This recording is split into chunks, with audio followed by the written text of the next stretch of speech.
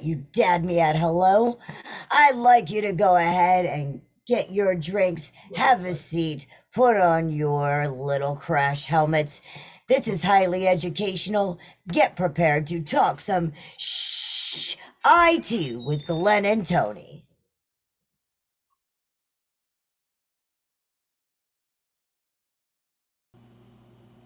Thanks, Ange. Let me get myself started over here. There we go. Hello. Good evening and welcome. Glad everybody's here tonight. See a lot of people in the chat. I very much enjoyed that song. Definitely a different style from these guys. We have Tony joining us tonight in the chat. He's having some issues with the audio, so we're going with the chat instead. But it should be all good. So I figured we would start tonight off with a little bit of just me playing a couple chords on the guitar. And then we'll go from there into a video. I think that'll be fun. In the meantime, let us know in the chat what you're working on or what you need assistance with what you're working on, whether it's musical or whether it's something you're trying to wrap your head around. And, we're going to do our thing. Let's see. The question is the guitar loud, soft, or just right? So just usually just a little bit of finger style stuff like that, just to see, or finger playing, I should say, without a pick. Seeing if we're getting anything coming through and make sure it's not too loud.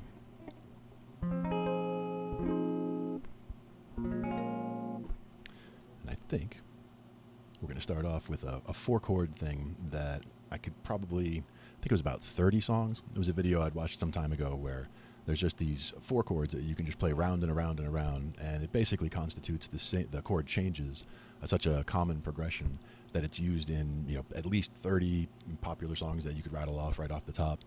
It's not always in the same key. Sometimes it's transposed, but the video that I'd watched, the person had transposed all the songs into the same key so that you could just play it around and around and around. And the main thing about it is that the bottom 2 strings, the skinniest 2 strings, are just basically held down on the 3rd fret the whole time and through the 4 chords. So the 4 chords would be a version of an E minor where you're just holding those 2, a version of a C, a version of a G, and a version of a D where you're just using those 3. And when it goes around, it can turn into so many different songs just based on how you strum it. Or one that comes to mind for me is Farmhouse by Fish is this progression. The actual names of the chords, I'll get the stuff all together and I'll put it together on the site and have it in the video somewhere for later. But for now, this is just the way it kind of sounds when you go around. It just goes from the E minor to the C to the G to the D.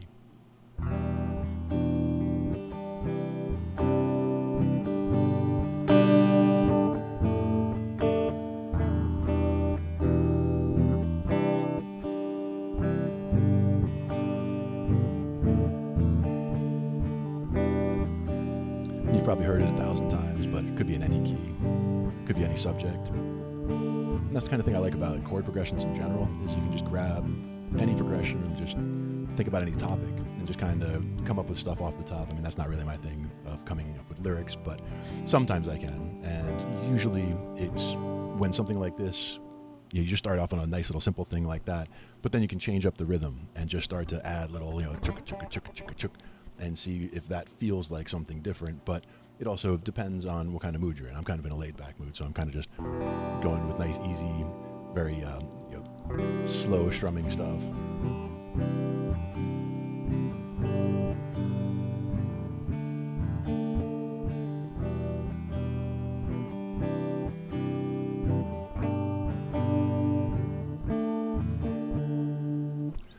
But that's the thing, is there's all kinds of ways that you can use progressions.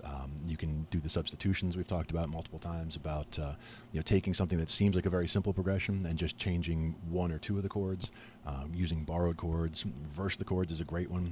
Sometimes, that's what Tony just mentioned, sometimes taking it from, if you're doing a 2-6-1-5, the next time come through and do it as a 1-5-2-6 and see if it'll feel different for sure.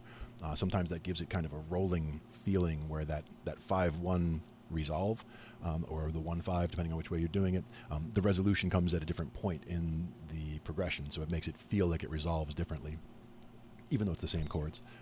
But again, you can also do it one way one time and then do a substitution the next time, and it sounds like it's a much more complicated song, even though all you did is take a 4-chord progression and just change 1 chord the second time through, and it makes it sound like it's an 8 8-chord phrase going all the way through there.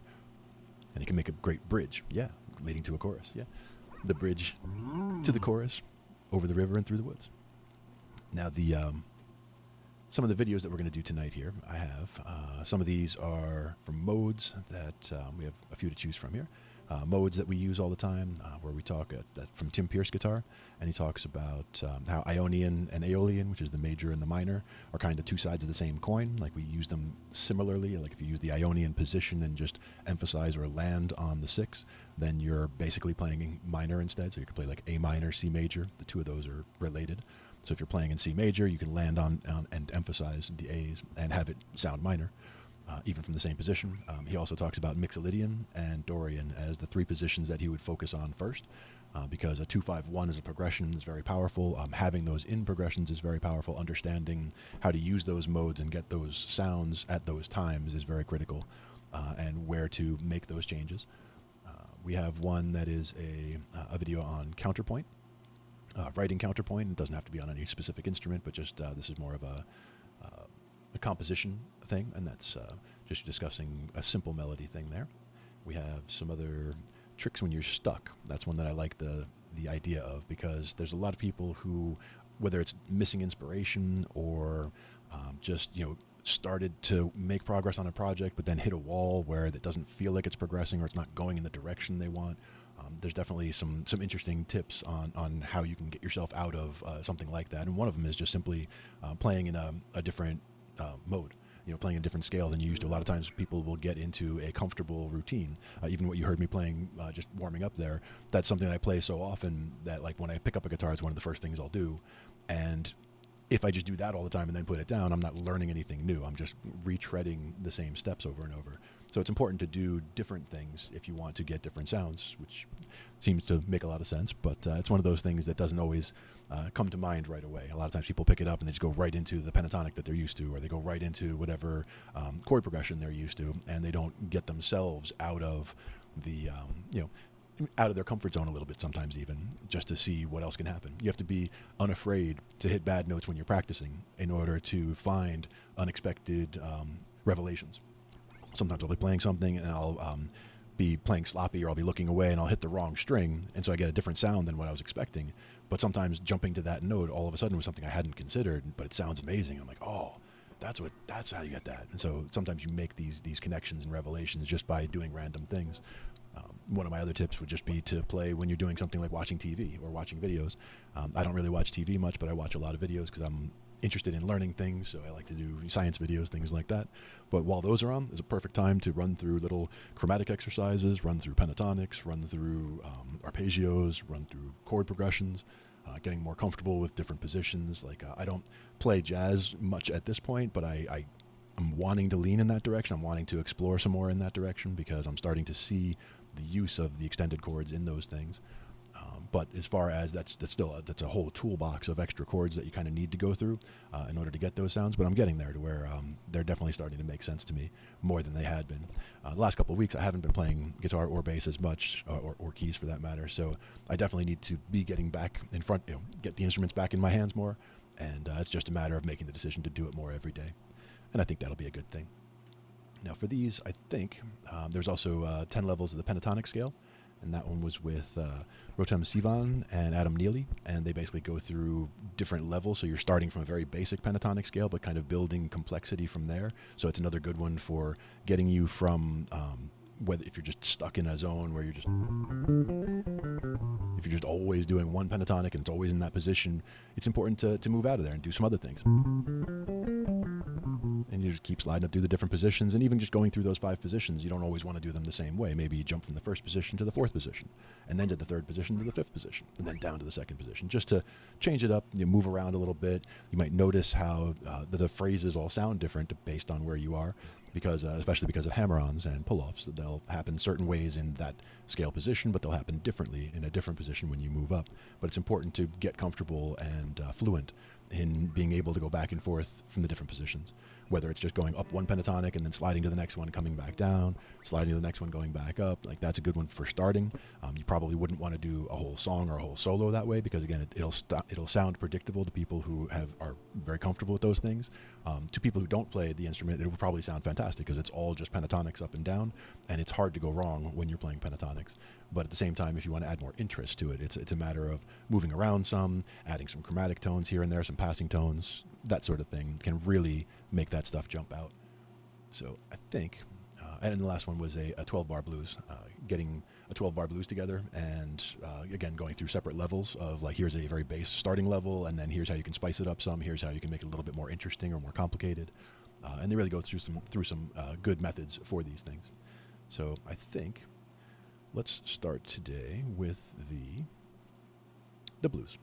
We'll start with that one. So let me share the screen here and we'll get that one started. And in the meantime, we got Tony in the chat here, keeping it up, talking about happy chord accidents, which are always fun. Definitely a fan of that. A lot of times it's the accidents that make things that sound the best, and it's ones that are surprising. Again, when you hit a fret and you're expecting a certain sound, and the sound that comes out is different because whether you're playing sloppy or looking away, but making a mistake, but it actually could be a happy accident, and it could actually be just the sound you were looking for, and you didn't even know it. Now we should have the 12-bar blues with Adam Neely up on screen here. And we have this from the page of Rotem Sivan. I hope I'm pronouncing that correctly. Let me subscribe there. I had just found this today. I believe it was through the fact that I follow Adam Neely, so I believe this video came up for that. But just really good stuff. It is a bit of a longer video, so we're going to probably interrupt a couple times in the middle, just going through. But in the meantime, I think it'll be good to get it started and see how it is.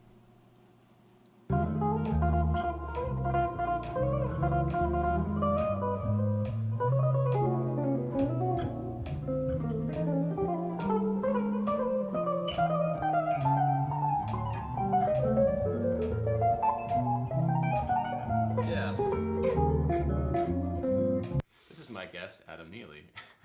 Hi. This is my bass. No! Bass is a much more dignified instrument than that. No! Cheers, man. Cheers. So today we're gonna try and talk about a very big issue that I had for many years. We had for many years. Speak for yourself, man. I never had it. No, I'm kidding. So we want to talk about a struggle. Oh, what kind of struggle, man? You know, man, when I started playing guitar, I was kind of stuck playing all these pentatonic ideas. And although I thought they're cool, I always felt like I'm playing the same things. Yeah, it's hard to relate the sound of the pentatonic scale to chords and melodies and vocabulary beyond just going up and down.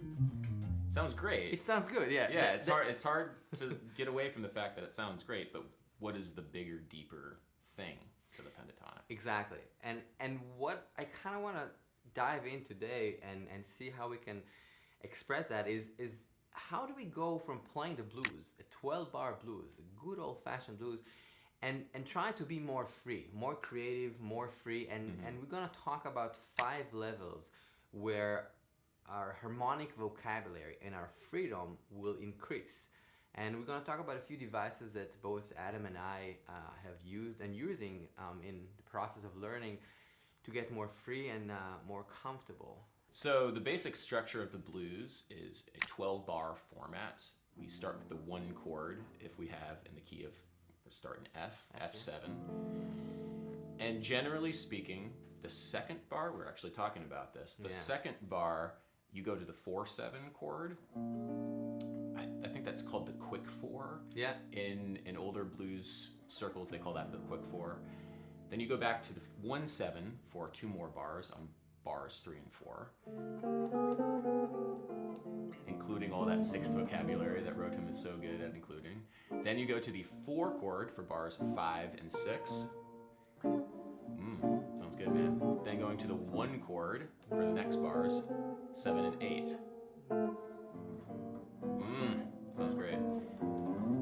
go into the 5 chord for bar 10, 4 chord for bar 11, usually. Woo! And then followed by 2 more bars of the 1-7 chord. And followed by that spicy 5 chord at the very end, that 5-7 sharp 9. Very nice, man. Oh.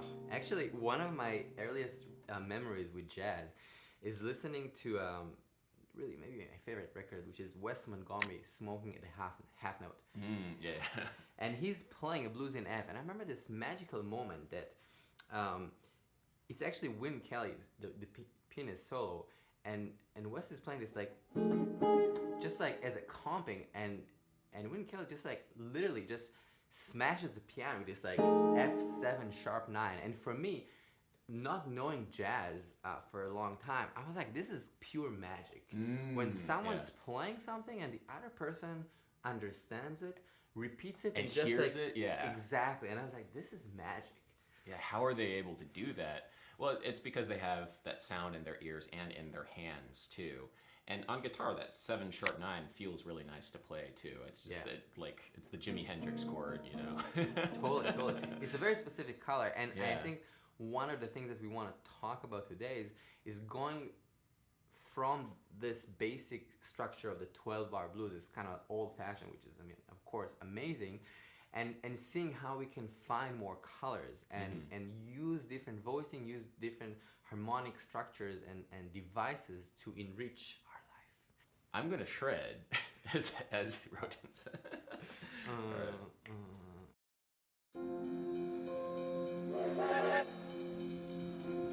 There is so much.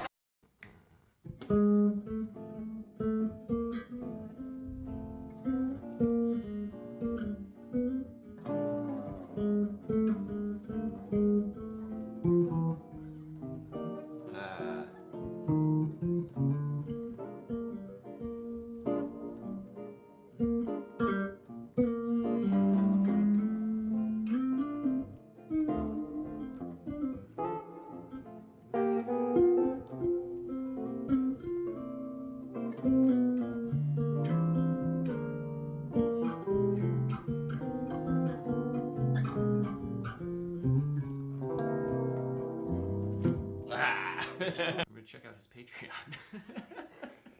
He told me that he wanted to remember to plug the Patreon. Check out Rothem's Patreon. You can get, what can you get over there? You can get PDFs for this video and for a lot of different videos. And yeah, there's some jamming tracks and different things there. So yeah, cool stuff. All right, so we have the basic blues, but now, again, it's cool and everything, but we can totally spice it up. And I think one of the things that I learned, I guess, in high school, start playing jazz is, you know, instead of going to the 5 to the 4, which is awesome, and again, we know it from the Elvis rock and roll, all these, that vocabulary, but now we can think about it as a tension point. So we think about the dominant, the 5, and we actually playing oftentimes in jazz a 2-5 there, which is giving us a lot of room for creating more tension toward home base.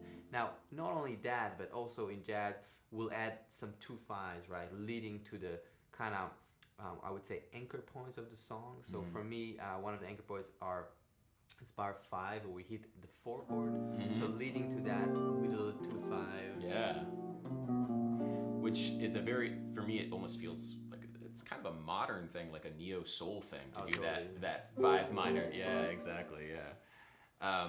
Yeah, and replacing that 5 to the 4 with a 2-5 immediately puts it in jazz territory, and like you have all the jazz vocabulary and potentially bebop vocabulary that can go along with the 2-5 in a blues setting, and that's what's so powerful about this. The 2-5 feels like, all right, now we're jazz. Now we're entering this tradition.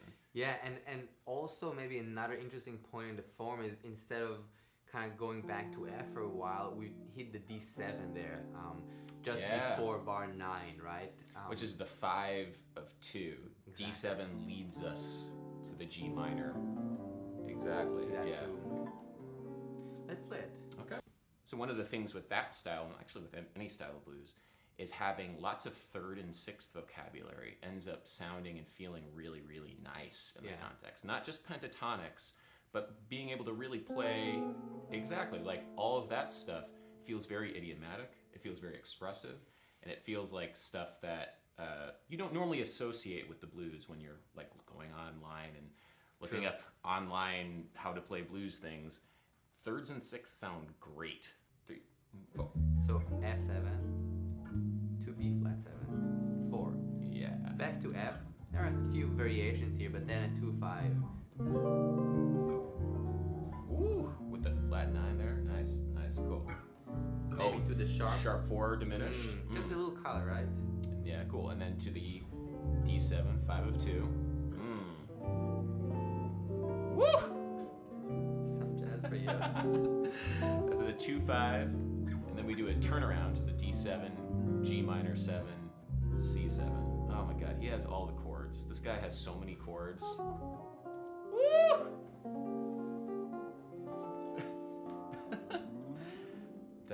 Beautiful, man.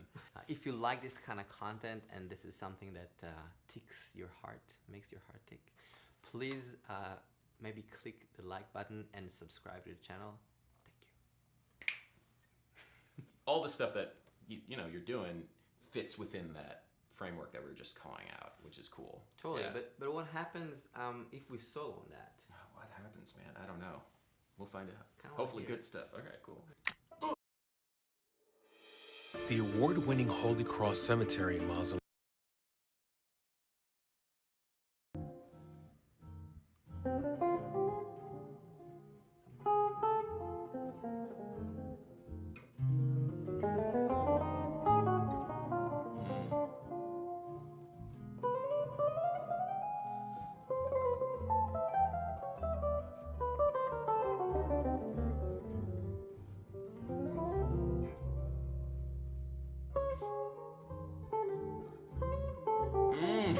Yeah.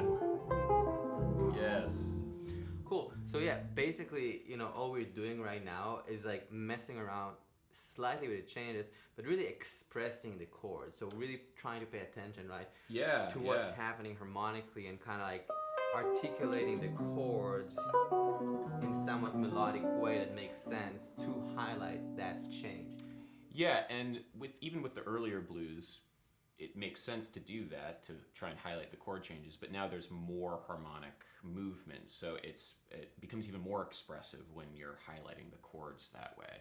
Like when you're including all of those extensions on all of these chords as they're flying by too, it makes it feel much more alive, much more pointing forward, which is very cool. And I think when we're soloing and improvising on these songs, like it's kind of like an idea of yes and everything is possible. It's like all the other forms that we learned in the past are possible. In that sense, like we can totally jam on one note or just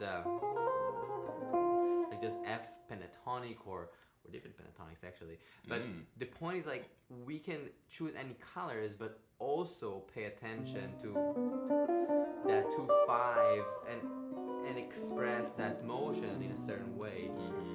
But it's an optional thing. It's kind of like someone is offering an apple. You don't have to eat it, but it's probably kind of cool.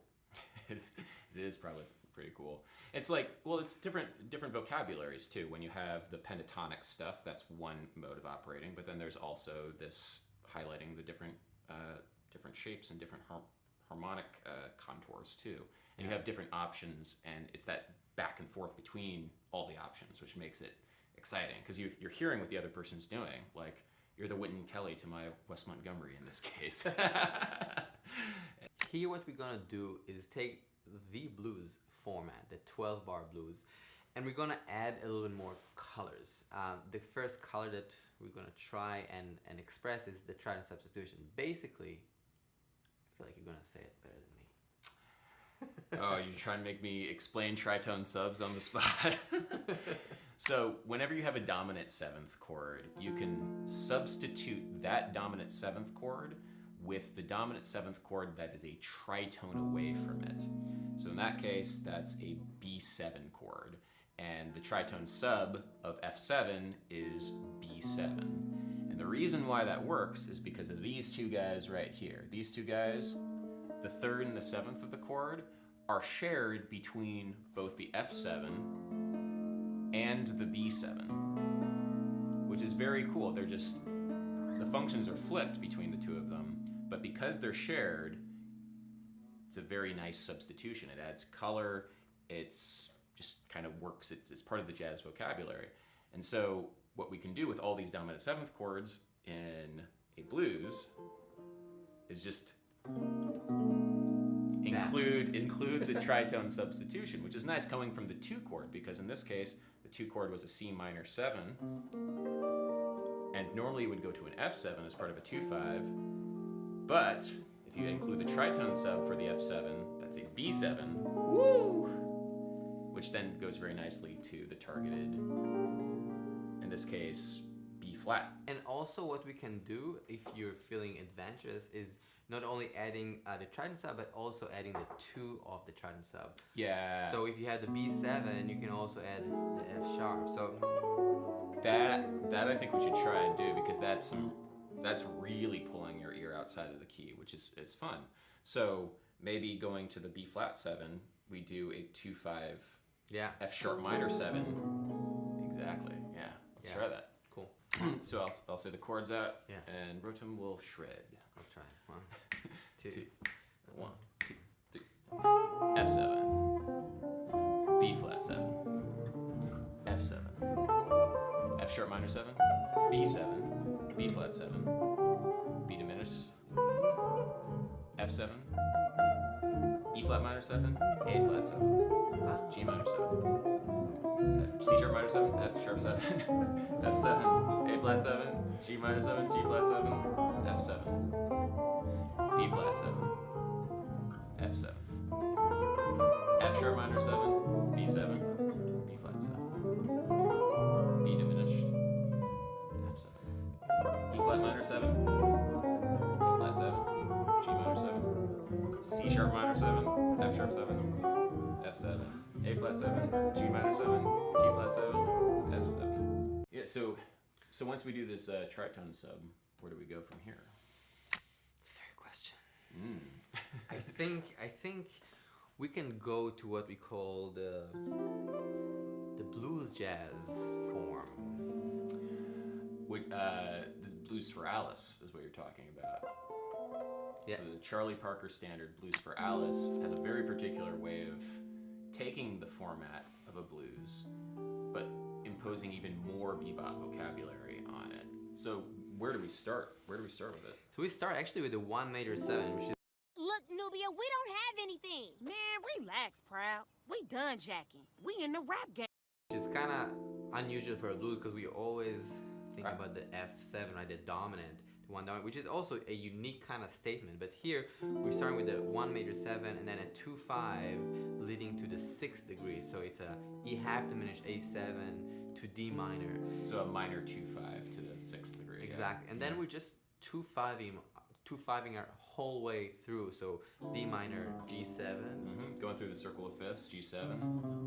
Then the C minor 7, which is the 5 minor, I guess, which is a part of the 2/5. 2/5 to the 4. The 4 chord, B flat 7. And then the cool stuff really happens because we Ooh. have the 4 to the 4 minor or 4 minor 6 potentially. Yeah. And then usually the 3 kind of 2/5ing it, so A minor, D7, flat 3 to the 2/5, and then we're kind of back in regular territory. Yeah, so it's a lot of that cycle 5 motion, a lot of 2/5 motion, but in a very particular way, in a way that is reminiscent of the bebop vocabulary, which is cool. So Yeah. should we try and Yes, play it? Oh. Yeah, let's do it.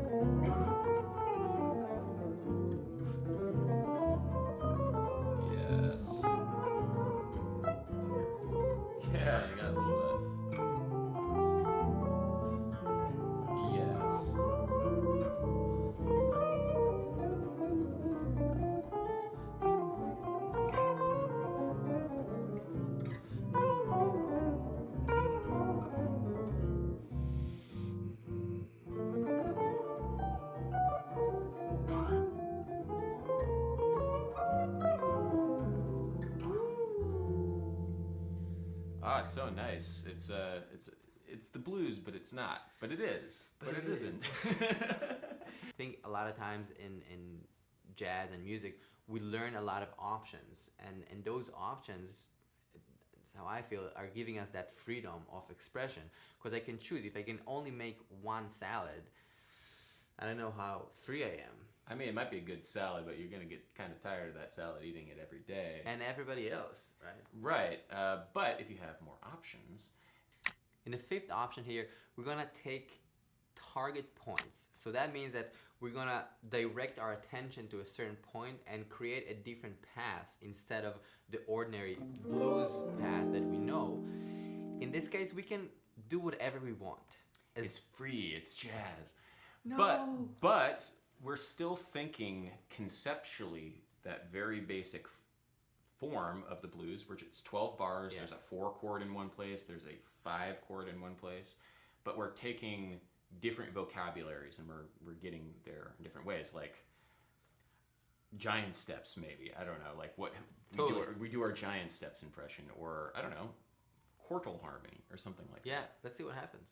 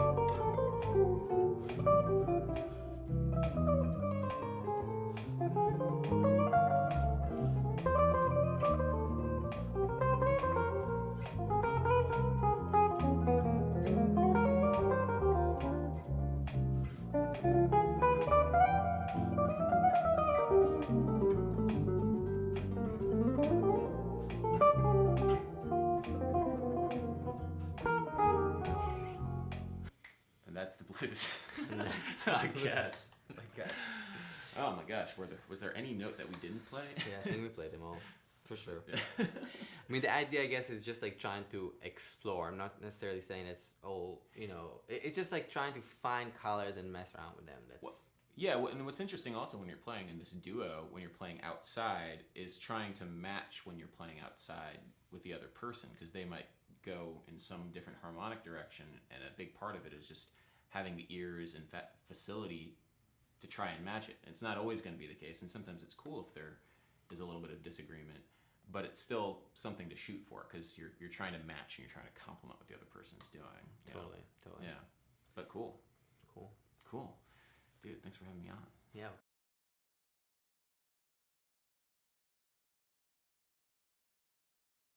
There's the mute button. All right, that's better.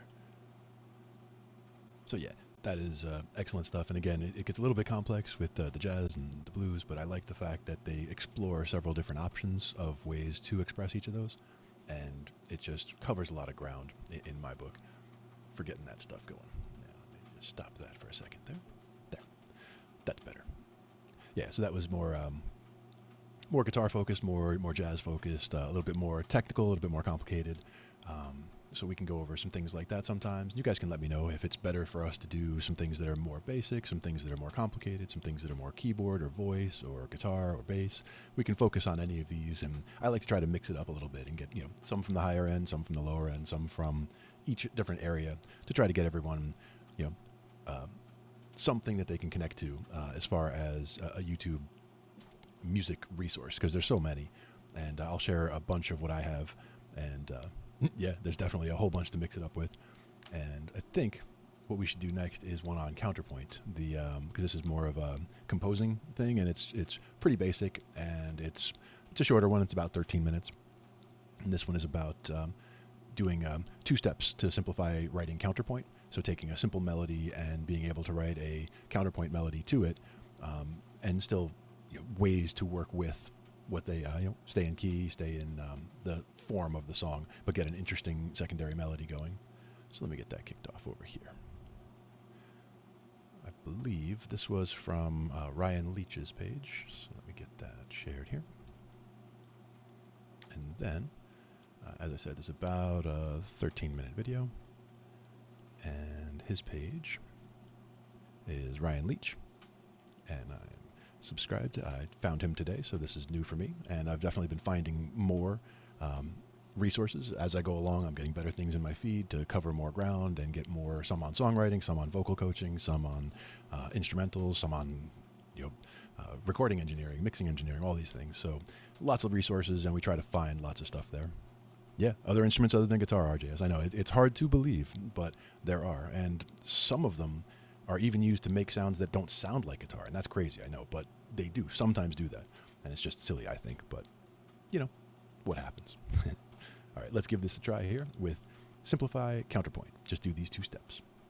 A good counter melody is like a good side quest. It's not necessarily the main focus and storyline, but when executed well, can add depth and substance that makes the whole experience richer and more memorable. In this video, I'm going to show you how to write a counter melody in only 2 steps. And make sure you stick around, because after that, I'll show you how to add another line and make a more complex 4-part texture. For our model, we'll use Princess Zelda's theme, also known as Zelda's Lullaby. There are 2 things you'll need before you can start. The first is a melody with chords. So obviously you can't have a counter melody unless you have a main melody to counter it with. And the particular method I'll be showing you today depends on knowing what the chords already are. The second requirement is that you're familiar with chord tones. So if you're still struggling to name all the pitches in a C major triad, this method won't feel as fluid as it's going to look here. Step 1, find a missing chord tone. So with our melody on top and then the chord symbols telling us what our bass line is going to be on the bottom, we're only having 2 pitches, which means for any triad, there's a missing note. For any 7th chord or extended chord, there could be 2, 3, or even more missing notes. So the first thing we're going to want to do is identify what note is missing from the chord. So I'm going to look at each chord and find the missing chord tone or a missing chord tone. In this case, we've got a C major 7 with a B on the top. We've got C in the root, B on the top, which is the 7th. So we're missing the 3rd, the E, and we're missing the 5th, the G. So my choice is between the E and the G. Generally, the 3rd is the more important pitch because the 3rd kind of identifies the characteristic. That's how we know this is C major, not C minor. So I'm going to go for the E. Next, we're looking at the F over C. And you can see we have C in the bass because that's how it's defined in the chord, and then A in the melody. We're missing the F, which for an F chord feels like a pretty important note. So I think that will be our next choice. And if you can see, that actually looks pretty nice.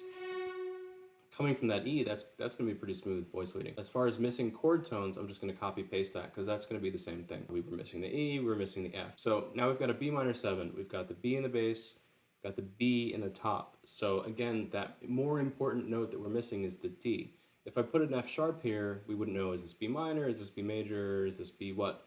If I put the D natural, we're going to know, okay, this is a B minor chord. And though it says B minor 7, I don't really have a place for that 7th, so that's another note that's going to have to be missed. Of all the choices, I think D is definitely the better choice to identify the chord. In case it wasn't clear, notice that I'm putting all of these notes below the melody. The melody is staying on top. Next, we have a G diminished over B flat with an A in the melody, but really this A is like an appoggiatura. It settles back down on the G. So I'm going to consider this a G diminished over B flat with a G in the top. So what we're missing is that D flat. So we will put that guy in here. Next we have an A minor, and although it has a D in the top, that D settles down in the C. So we, for the most part, have the 3rd of the chord in the melody. It's the 4th for a moment and then settles down into the 3rd.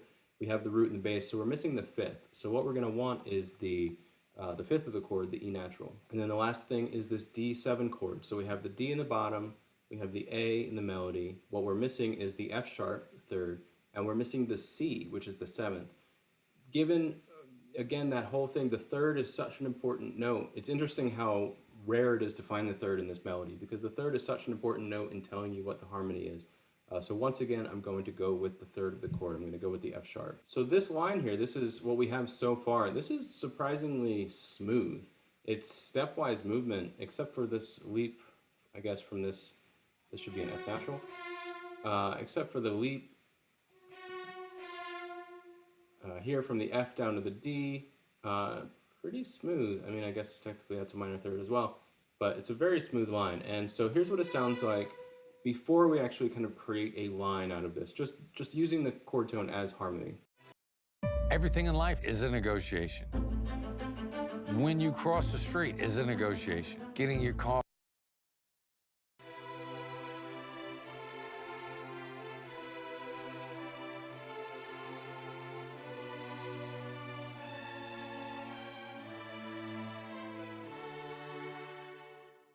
Step 2 is to find and fill the gaps. It's only so useful to have a counter melody if it can't be heard. So we're going to look at the main melody and look for moments of rest or of held notes and find these pockets where the counter melody can speak and kind of be heard on its own. As a general rule, when your melody moves, your counter melody stays still, and vice versa. This isn't always true, because most of the time they're probably both going to be playing, but generally you just want to balance the action between the two of them. So when one moves, the other waits and takes its turn after. So now that we know which notes we're going to use, let's look for those moments where we're going to put them and how we're going to connect them. This is a pretty active melody. There aren't really any rests. There aren't really gaps per se, except for held notes. So anytime we see a half note or a dotted half note, that's going to be a chance for us to actually speak. So the first thing I'm going to think to do is put a rest here, move this guy over so that that will speak in that moment. Maybe we'll try the same thing here actually. So that's okay, it's a little dull.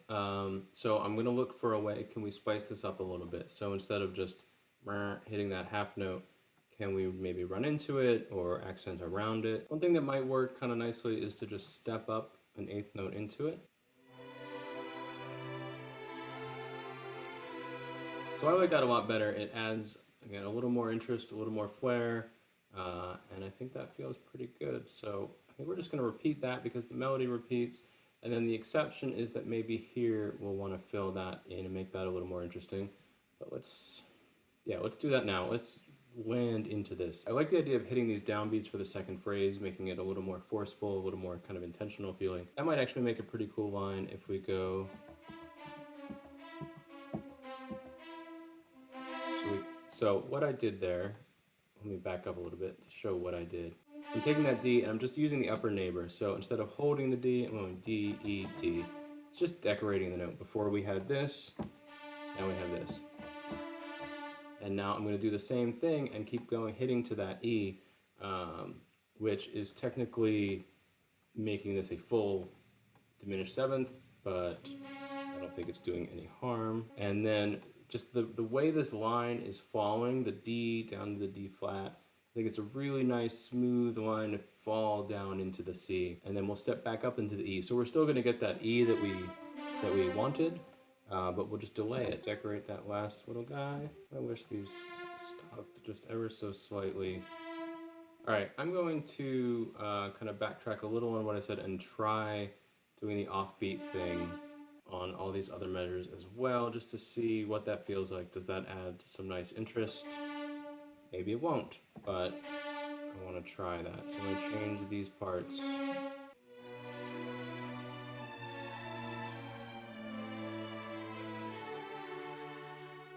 I think that's better. I like that. Maintaining that kind of pattern we've established of the offbeat thing, I think actually makes it a little nicer. It is that whole thing of speaking to the gaps, finding the moments where the line's going to be actually heard. This D wasn't really being as heard, and it wasn't letting the melody be as heard. I was kind of losing some strength in the melody by hitting everybody on that downbeat. So giving the melody its own chance, and then the counter melody its own chance. Both were able to be heard. So here we go. Here's the whole thing of the main melody, bass line, and counter melody together in 3 parts.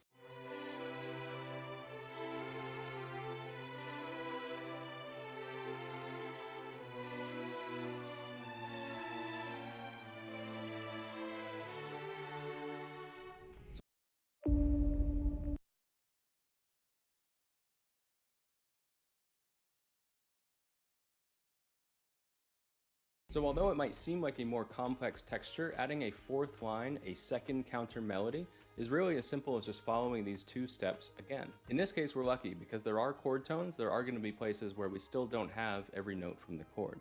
Sometimes if you only have a triad, you're going to need to double, and how you do that will depend a bit on the context. The only thing that makes this a little harder is that we filled a lot of those gaps with our counter melody. So this second counter melody will probably be a simpler line, or we could find places where we maybe want to borrow the action from the counter melody, give it to the second counter melody, and balance those out that way. In this case, I'll probably just go for a simpler line in that 4th part. So now for the 4th part, I'm going to add a viola part. I apologize for the alto clef. I shouldn't say also, because maybe you are great at alto clef, but I personally am not a fan of alto clef, but it's good for us to, to practice, to work on our skills. So I'm going to continue in using the viola in the alto clef. So What we're missing here is the G. We have the C, E, and B from the C major 7 chord, but we're missing the G. So I'm going to do the same thing I did in step 1. I'm going to go in and just add where that missing note is. That's the G above that C in the bottom, so we're kind of filling the gap between this cello and violin part. So that's the G. Now here, this one's a little more interesting. We're missing nothing, because we have an F major triad, we have the A, the F, and the C. All notes are accounted for. So now we have to double. A little bit of my instinct says go for the nearest note, either the A, and I don't want to copy the melody, or the F immediately below it. But I think to make the line a little more interesting, I'm actually going to go for little C up here, which is still underneath what we have here. And that's just going to allow us some room to actually have a line, to have something, you know, we ended up, kind of fortunately, we ended up with a gap here that this might be able to fill kind of nicely. So let's start just trying with a scale climb. What does that do for us? Yeah, I think that's gonna work. Could we fall down into that G at all? Like an A into the G? I'm going the opposite direction of the melody.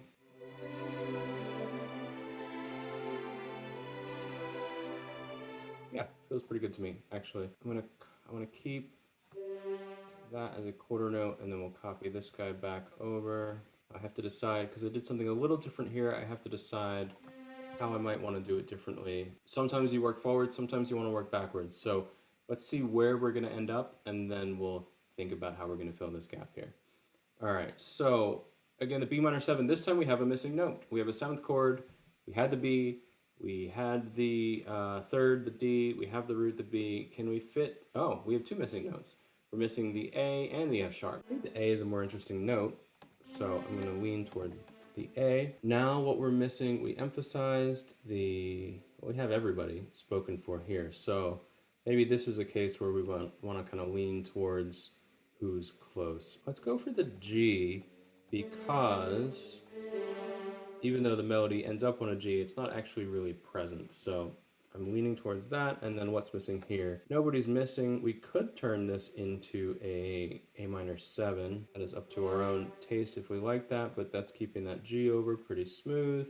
And then the C is missing from this chord. We have the D, the F sharp, and the A, but we're missing the C. So let's climb up to that guy, and maybe even we'll do a similar move that we did like that into the C is kind of like a recurring motif. There's an 8th note gap here, there's an 8th note gap here. That's where I'm thinking there's some space. Bum, bum, bum, bum, bum, bum. That could work as like a little rhythmic pattern. Let's listen to 2 different things. Violin 1, viola, and cello, so we can hear that kind of alternate counter melody. We'll start with that, and then we'll listen to everybody. But let's start with that alternate counter melody idea here.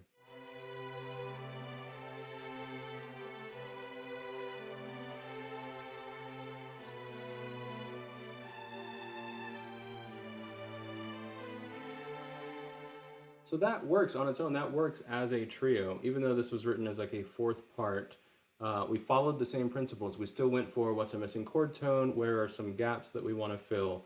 So it still works in a lot of the same ways. So now let's listen to the whole thing played back.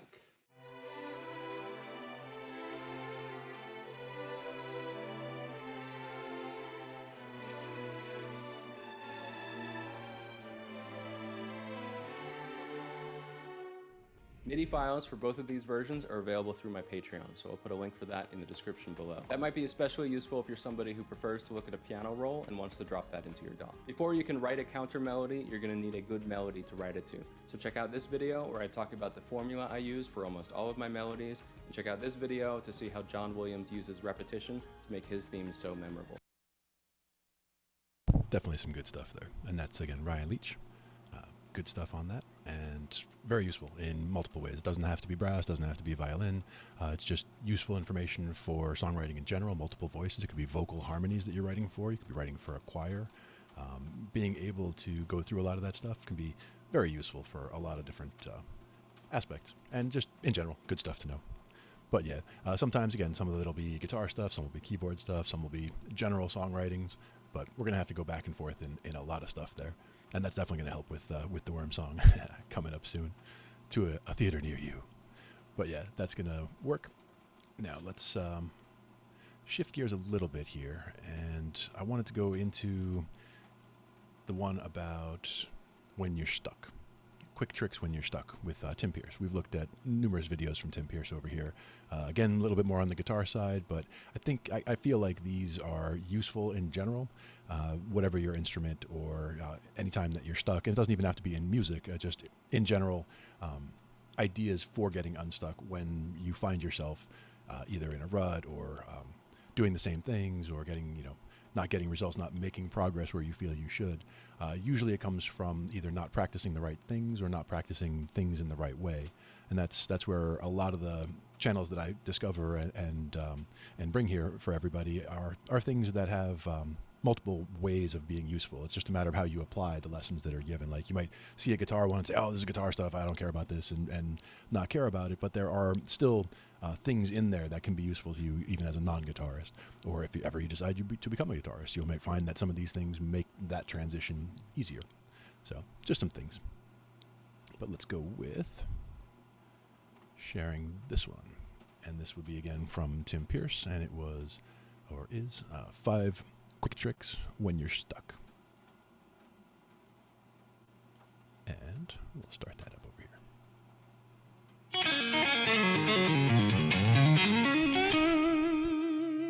Hey, this is Tim Pierce. This is part of a larger episode where I talk about getting inspiration, overcoming roadblocks, and dealing with mistakes. Click the link below if you want to check out the episode and all the other lessons. Don't let your quest for tone get in the way of making music. I say to people sometimes that gear is transportation, music is the destination. When you come to my house, I don't care if you took a train, a plane, a boat, a car, an economy car, a luxury car, a bus, a truck.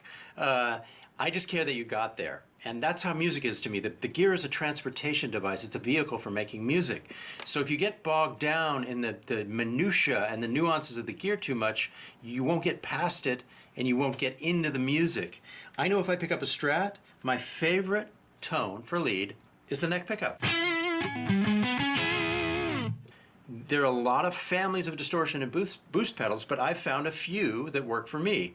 The pedal that Rocket makes with my name on it, that's on my pedal board, it's not here right now, the ODR1, and mainly this micro amp. So if I go like this, fire up the micro amp, I just get that little bit of extra organic gain that pushes the amp that gives me the tone I want. So I know that there's nothing beyond that. I mean, that's the thing. If you keep looking for something beyond what you've got, sometimes you don't realize that you're not making music anymore, and you're just looking for this holy grail that doesn't necessarily exist. I know that David Gilmour and Stevie Ray Vaughan and Hendrix, the sounds that I identify with them, let me turn on some delay right here.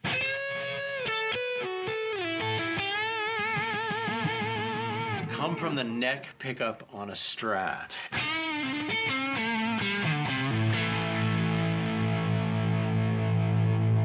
You can get by with just a couple of different pedals. So if you start searching and searching and searching through your pedals to get the ultimate tone, you might bypass the fact that the ultimate tone is maybe just a little bit of reverb or just a slight push from your boost pedal, or just a little bit of tremolo.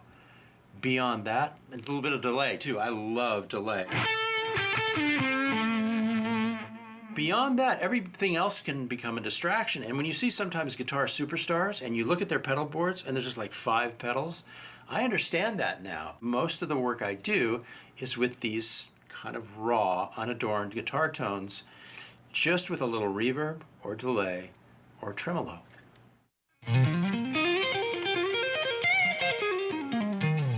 Okay, so now what about this? I just figured this out. I don't think I've ever figured this out before, and it's awesome, and I might not even be playing it right.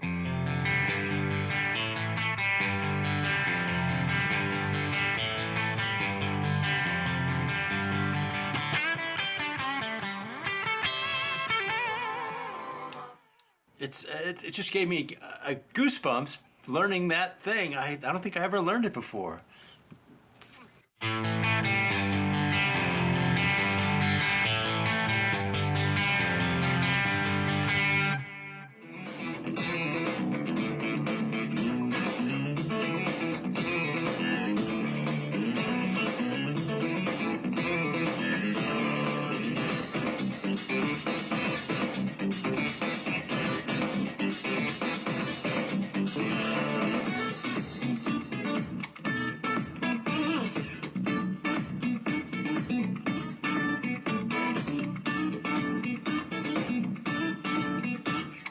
So we all see virtuoso guitar players on the internet. I mean, more than ever.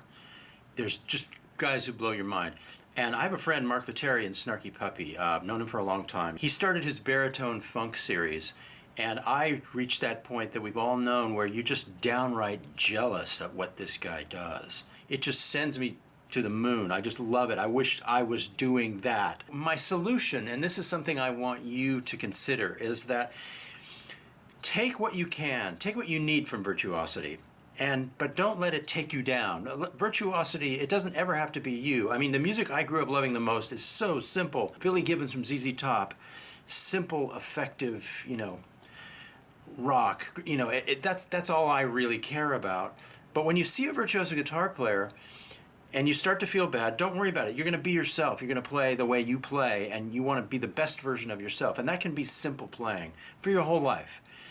But the thing to do, I think, with a virtuoso guitarist is take something from them. Take what you need from them.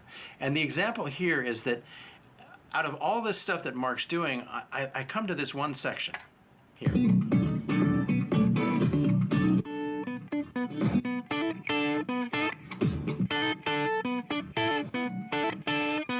That's something I can take from this. And I'm even not quite playing it, this simple thing, as well as he plays it. Part of it, he's on the baritone, so the strings are wider. You can kind of stretch them a little more.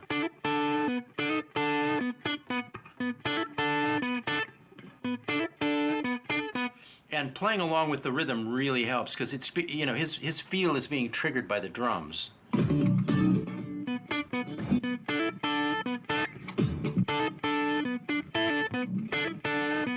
My point is, you can take a little bit from a virtuoso guitar player and use it for what you're doing, and you don't ever have to be that guy. And this is a perfect situation.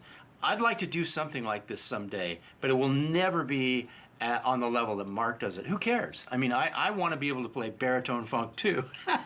My version will be much simpler, and I'm okay with that.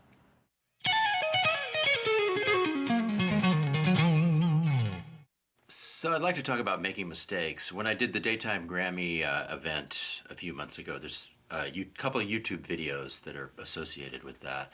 Had to learn a bunch of songs, and one of the things I had to learn was Guns N' Roses. And I probably practiced that 80 times. I mean, repetition is really a great thing. Just dogged, just determined repetition when you're learning something will really cement it in, and the benefits actually happen a couple of days later. Like if you struggle through something for 3 or 4 days and repeat it 100 times, you'll show up a few days later and it will be remarkably second nature. And that's kind of what happened with this.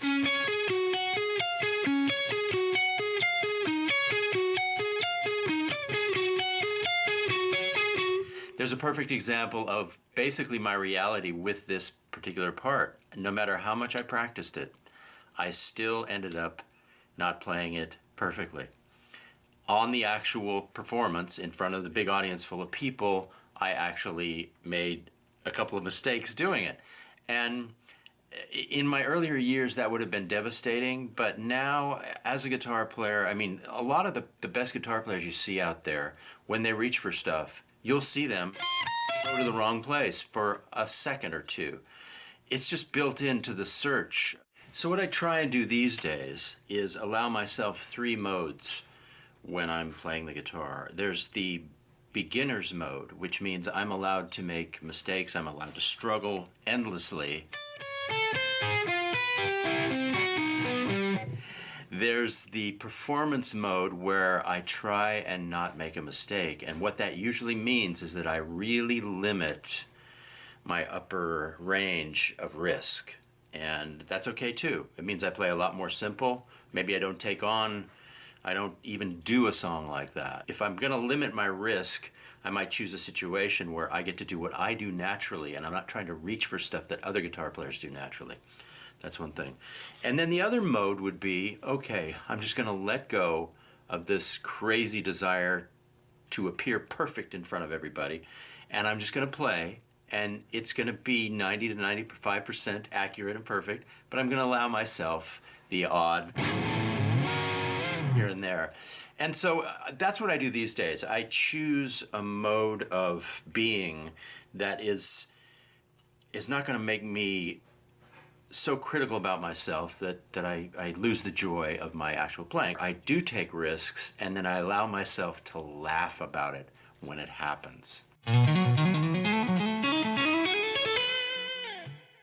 If I have a rig that I can start like a car, if I can just practically just press a button and have it light up and go to work, I'm going to be much more likely to get started and dive in than if I have to set up 9 cables and pull something out of a case. So if you can, if it's possible, to have a setup where all you have to do is flip a switch and then the guitar is right there, everything's plugged in, you don't have to mess with a bunch of pedal cables or power cables or anything.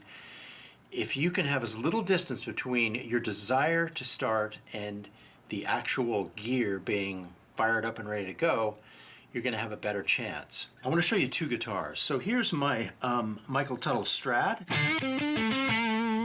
Because it's a straight string pull, it stays in tune.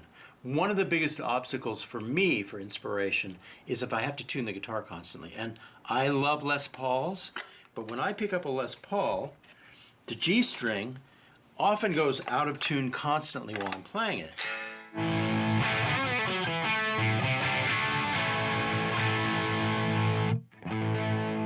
Case in point. So what happens when I use this guitar, as beautiful as it is and as great as it sounds, I'm spending half my time tuning. I think Gibson's, and you guys might weigh in on this, somebody let me know if I'm right about this. You know, when this guitar was designed, I think all the strings were really heavy and all the G strings were probably wound and nobody was bending strings. It was all kind of jazz and heavy strings, wound Gs probably. So this angle here that creates these problems probably was not a problem when these guitars were originally designed. But now, for me, I'll often pick up a guitar which is a Fender-style guitar with straight string pull, or a PRS with a slight bend, or one of my Tuttles with a slight bend. A modern guitar where they've kind of made that compromise and brought the strings either totally straight at the headstock or just with a slight bend. And I can play endlessly and it stays in tune. So that's something that I really recommend, is that make sure the guitar is not being so problematic that it's shutting you down with tuning issues. Generally, Fender style guitars, the ones with the straight string pull, are going to stay a lot better in tune for you, I believe. They certainly do for me. As much as I love this, I mean, I love it right now. Yeah, Tim Pierce is awesome. And as I was saying before, the actual advice is not just for guitars. It's overall, good, even just good life advice in a lot of cases, as far as, don't be afraid to make mistakes, but don't make tragic mistakes, but don't be afraid to make slight mistakes to expand your wheelhouse, really, to get more things into your wheelhouse. If you consider yourself a blues guy, but maybe you'd be interested in some country or maybe some rock or what have you, being willing to step outside your comfort zone is definitely important. And try to, expand, because you can use things from other styles and borrow from other styles, whether it's a certain progression. Hey, Severed, what's happening? Whether it's borrowing from other styles, chord progressions or turnarounds, or certain licks that you find, certain things like, bouncing down to that 5 underneath of a root, where you're bouncing from a C to a G to a C to a G, that sort of a thing. You could borrow it from one style of music and insert it into another style of music and get something completely different happening than maybe you were used to. So there's definitely a whole lot of options. And the gear point was very important in terms of don't let the gear hold you back. Don't think, oh, I can't play until I get that next piece of gear that's $5,000 that you can't really get right now.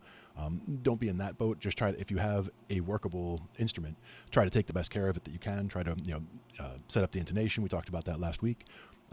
Taking care of even a cheap or even an instrument that doesn't play all that well, you can still learn certain things from it.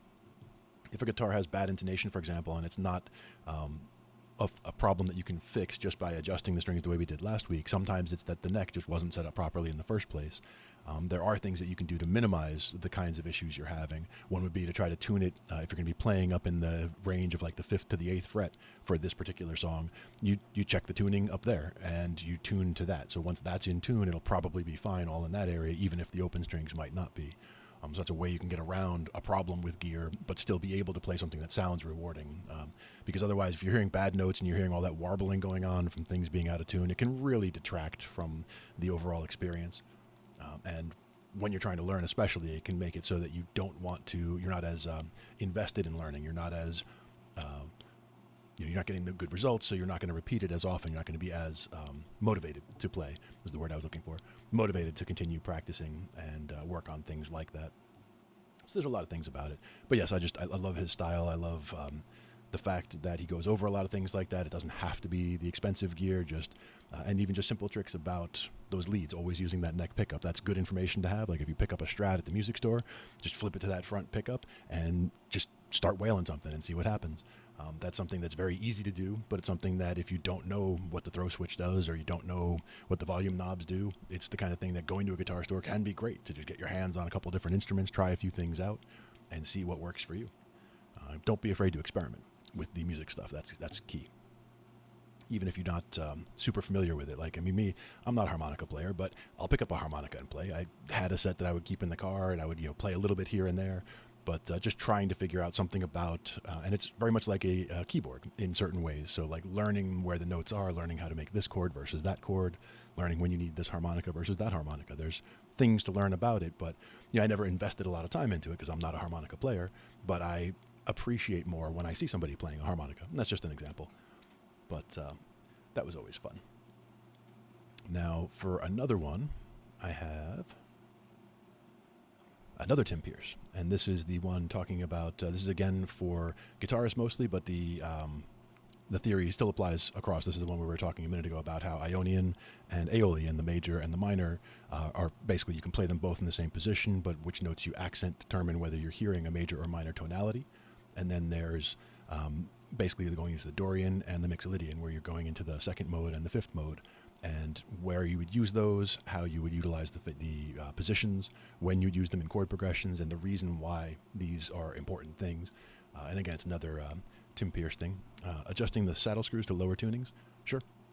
If you needed to, what kind of guitar are you using for that? Because with some of them, like with my bass, for example, I can individually adjust the saddles and bring the individual strings action up or down. Not all instruments are adjustable in that way. Hey, what's happening, Jason? I see it. Thank you. Which room were you guys in? There in the back. Probably the green room, I believe. Good to see you, man. Ibanez RG421. Yeah, I'd have to take a look. Is that locking tuners? No. Oh, no worries, man. It's always good to see you, Jason. You can tell me some more details about the instrument in the chat there while I get the video started here for everybody else. And we can discuss it more when we come back around. One thing is, if I try to type in the chat, I end up actually bringing that screen to the front of the focus, and it puts the video in the back. So I try to answer verbally, and Tony answers in the chat if we need to, if we need to type something out there. But in the meantime, let me get this started over here again, and we'll see about that. Tim Pierce, the 3 modes most guitarists use most of the time. And again, I can't say enough good things about Tim Pierce. You can find all kinds of information on his site, and all of it is fantastic.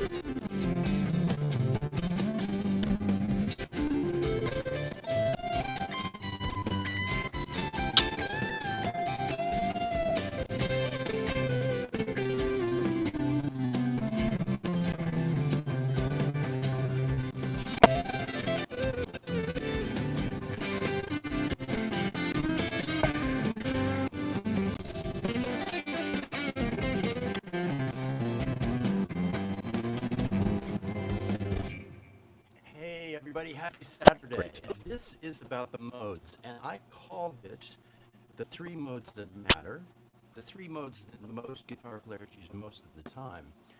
There really are four, and I've gotten a lot of feedback just in announcing this thing where I kind of changed my mind a little bit. So the three modes I chose were Ionian, Dorian, and Mixolydian based on the 1, the 2, and the 5. But Aeolian, which is based on minor 6, is probably more used than Ionian, than the 1, if we're really, really being honest. But they're kind of the same. Oh, and today we're doing a special where the first 10 people that sign up for the masterclass get 50% off. And that's only during this live stream. And then there's another sale after this live stream is archived after we sign off. This sale is 30% off for the rest of the weekend. So either one is great if you feel like it. Put a 14-day free trial, so you can always opt out if it's not right for you. Okay, so what I'm trying to say here is Ionian and Aeolian are pretty much the same. Now, let me just get that done for you really, really quick. And then we'll move on to Dorian and Mixolydian. So Ionian, we're in the key of C right now, is major. That's the pentatonic version, the 7-note version. Right? Okay? All you do to get Aeolian is make the relative minor and land, in this case, on the A note.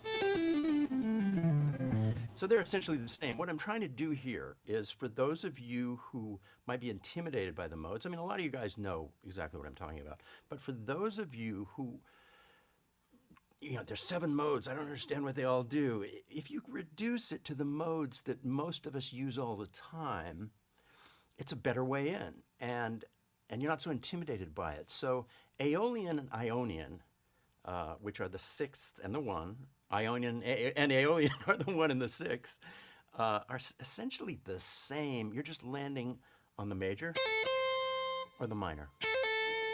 And in this case, we're in the key of C and A minor.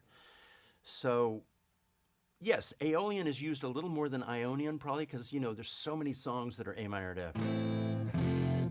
All Along the Watchtower, for example. Stairway to Heaven, for example, right? These solos happen over those chord shapes, those modal centers. So if we take mode 1 and mode 6 and go, okay, that's just the major and the relative minor of C, that's what we do all the time when we're here. And if we land on a C, we're in C major. We land on an A, we're in A minor. It's really that simple. So we have just taken care of 2 modes, okay?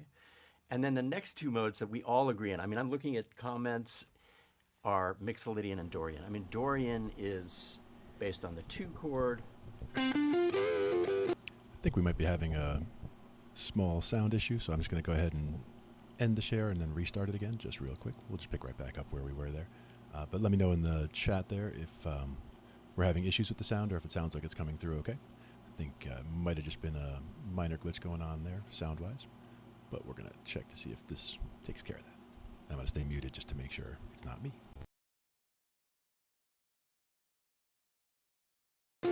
And in the piece of music I did, which I will do again and we'll talk about again, I start in Mixolydian, and then I go to Dorian, and then I go to Ionian. So I'm starting on the 5th one, the 5th interval, the mode attached to that, the mode extracted from that, and then I go to the 2nd interval, the mode extracted from that, which is Dorian, and then I go to the 1st interval, which is Ionian, which is major.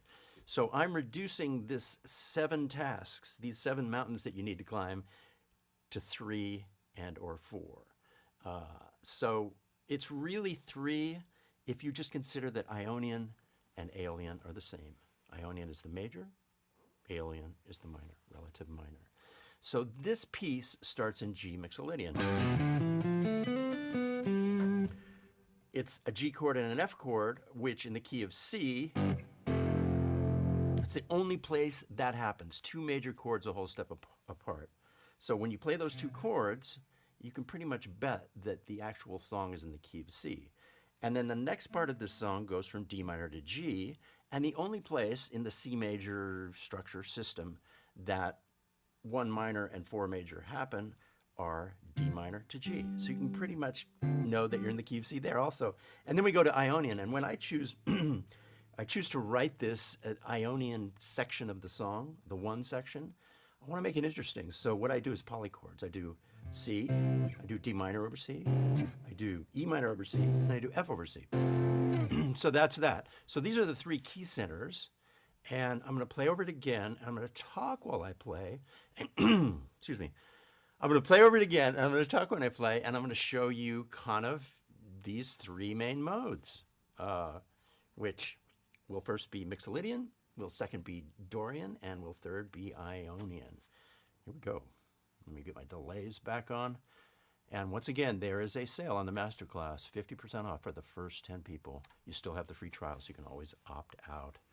And then a second sale that's 30% off that'll be archived. Okay, so here's Mixolydian. Now the thing I want to stress is that every note I'm playing is a C major scale note. So we never leave C major. Every note I'm playing. Now here's Dorian. That's D minor to G.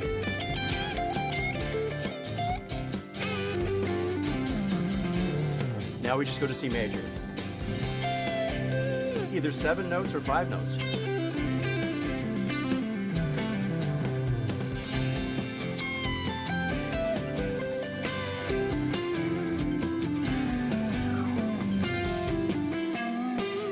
Now the thing to do is to try and land on chord tones when you are in a particular chord system. From F to G, I try and land on G.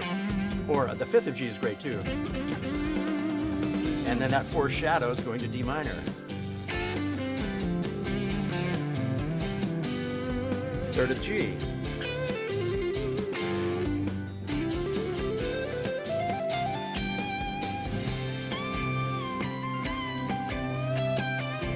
C major pentatonic.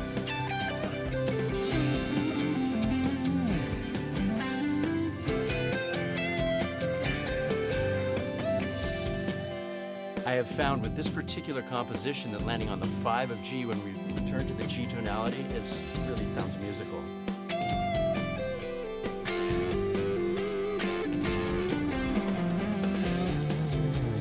And it's really great to foreshadow the new modal center. Like there I was getting to D minor early and it sounded good. Let's get to C early.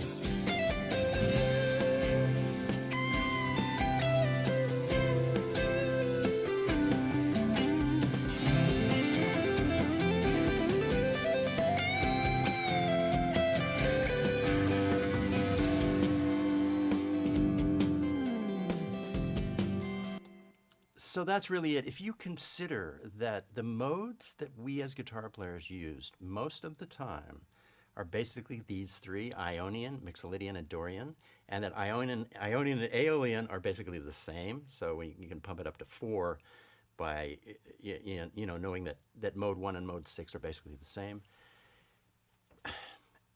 All the songs I play over, be they in rock, country, R&B, folk, every idiom I play over, basically use these modes most of the time. So I think it's a really, really simple and practical way to lose your fear about learning the modes. And I've said this before, I never learned the names of the modes. So when I speak the names, they sound kind of foreign to me.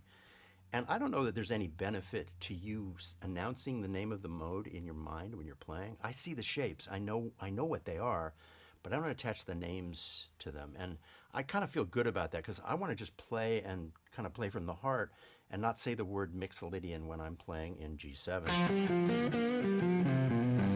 To me, that's just G7 blues. So you don't have to say the names of the modes, but I've learned them in order to teach them. Now, there's one other thing I want to do before we kind of just do some questions and answers. I want to talk about how all this is built. So the C major scale, because we're in the key of C right now, it's a great key to demonstrate what we're talking about today. The scale is made up of 2 whole steps and a half step.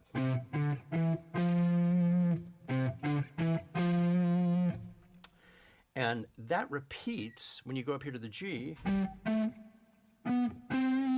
And it's the same shape. It's 2 wholes and a half. So it's very symmetrical. Check that out. And then we start here. Exactly the same, exactly the same shape repeated twice. So that gives you, there's some symmetry to it. And of course, if you change keys, this travels everywhere. The great thing about guitar, you go to the key of D, it's the same thing, just the template has moved up. All right, so all these modes are built on each note of the scale, right? All of these chords that are attached to them. And the simplest version is we have a C here, D minor here, E minor here, F here, G here, A minor here, and then this is B minor 7 flat 5 here, and then back to 1. Now if we do 4-note chords, it gets even more interesting because the G7 pops up and you have major 7. So here's C major 7, D minor 7, E minor 7, F major 7. Now here's our G mixolydian thing, our G7 chord. We have A minor 7, the B half diminished, and then C major 7 again. So all I'm doing is I'm following, you know, a major chord is 1 3 5. A 4-note major chord is 1 3 5 7. All I'm doing is following each scale note up the guitar neck on each single string. So I just went like this and like this, but I did it on every string, so I did thirds. I did fifths. And then the 7th. So there's some simple kind of mapping that you can do in your mind that makes the guitar so much easier. Now, if you're playing jazz or classical music, that's a world that does get more and more complex. But what I'm suggesting to you is if you like the music that I love, which is rock, pop, soul, R&B, folk, country, you can just learn this basic mapping and these systems that they all look a little bit different when you look at them from different angles. That's good too. You know, it's like, because if you're playing in G mixolydian, you're also simply playing in C major. You're just landing on a G7. So looking at it from G mixolydian, you're playing kind of a G major blues, but looking at it from C major, it's just a C major scale, do, re, mi, fa, sol, la, ti, do. It's also G mixolydian. I just got to land on a chord tone. I want to play. I'm going to turn the delay back on and do some playing, and then we'll talk a little more. Thanks.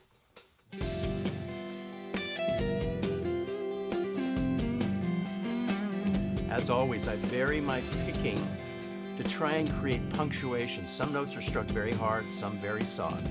Now on to D minor. Landing on a G with the chord. Just pentatonic blues. I can get a little prog with the C section, Ionian.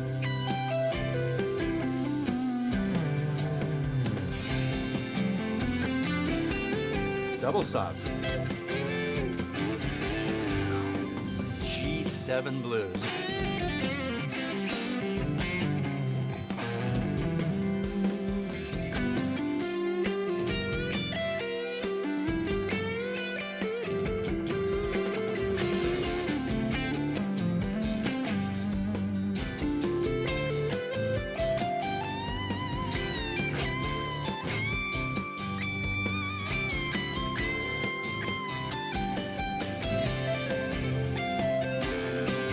Get really melodic in the C major section.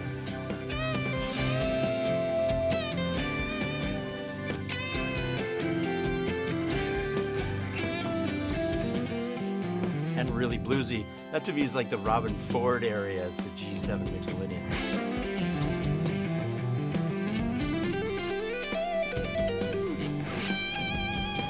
And then the Santana section is the D minor section, right?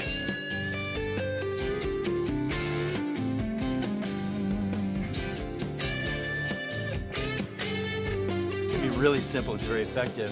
And then get melodic in the C major section.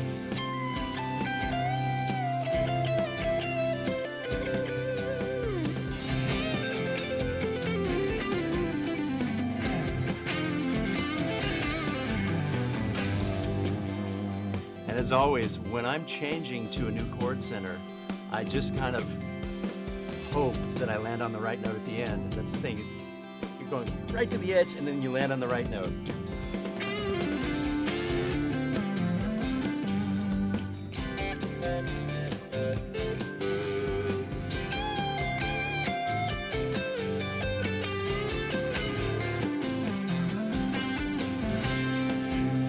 That's the landing I'm talking about.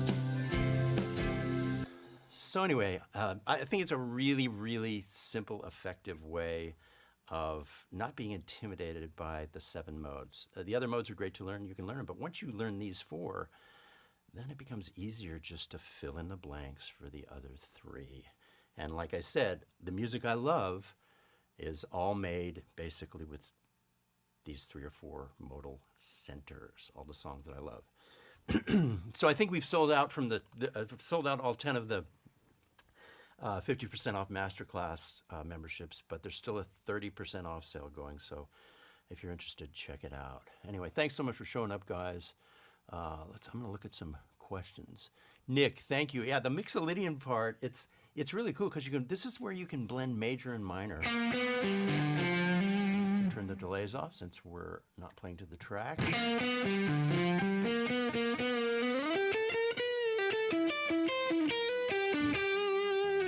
And then I really love the Dorian part too.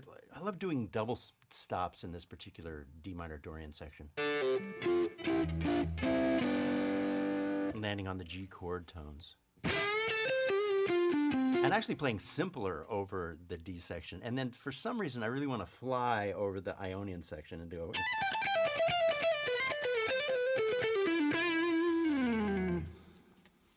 Let's take some more questions here. Yes, Steve, you're talking about Alan Hines. This is where I learned this from him. Alan is an amazing player. You should go to his channel. You should buy whatever products he's selling. You should go to his gigs if you're here in LA. I think he's going to go on the road soon. He also has a brand new record. So he actually taught me this, and it's actually in the masterclass. I think his lesson in the masterclass, I had him come visit the masterclass a few times, and he talks about this. And he's such a great player and such a great teacher that when a great teacher tries to simplify something for you, I think it's the greatest gift. And he simplified it for me, for sure. Okay, I'm going to play for a second. Let me put the delay back on, and I'll grab a question. I'll watch the chat and grab a question or two.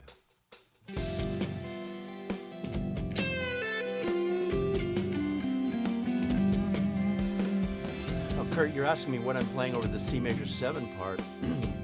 And when I get there, I'll show you. Yes, I did meet Taylor Hawkins twice. Once at a concert backstage, and once I talked to him for about a half hour at Norm's. Really, really sad that he passed.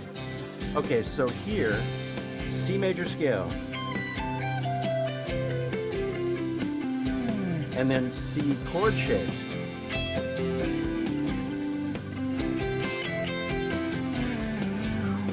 So I see the C chord shapes, I see the major scale, and when I get back to it the next time, I'll talk about it again. Yeah, Dino, I'll talk about landing on the right note when I land on a chord. You just have to see the chord shapes in your mind. So I'm seeing D minor in my mind, I'm seeing G in my mind, D minor in my mind, G in my mind. So I'll demonstrate.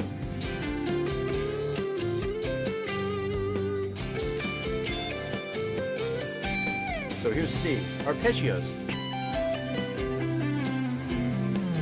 scales,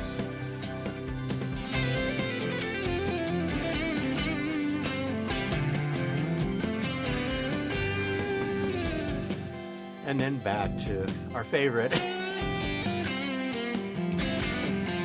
And somebody asked about, I try not to overdo this, but sometimes when I start a phrase, I mute all the strings before the strike and get a really nice thump. I call it gravitas.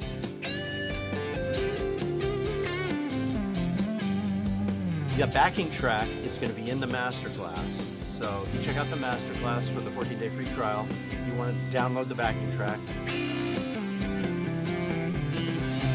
You're welcome to.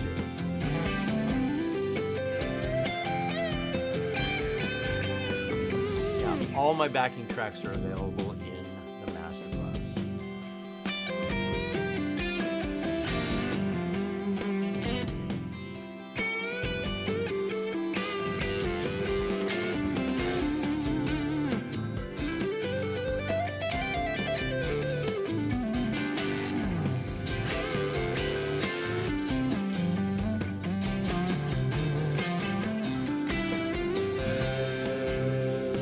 That's just landing. I see the C chord right there, landing there.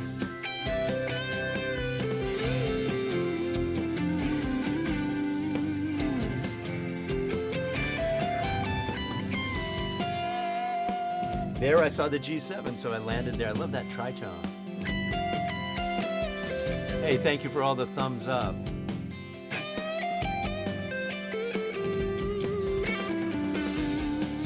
I have a friend of mine play real Hammond organ on these tracks, Jeff Babco. Hear that? That's a real Hammond organ mic'd with mics in a studio. It's so nice of him to play on this stuff.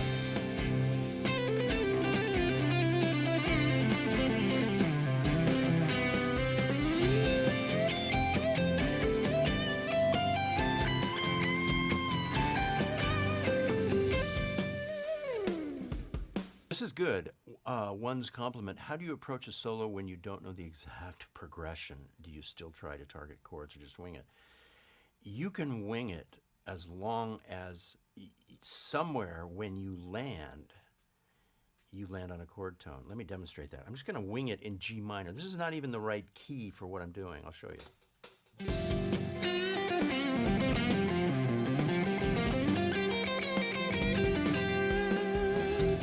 Okay, minor against major. As long as I land on a tonic at the end.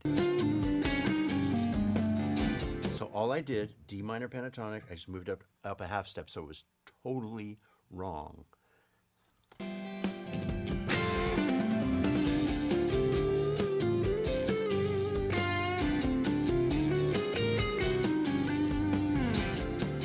telling you, if you use it just right and you slip it in, it's so interesting.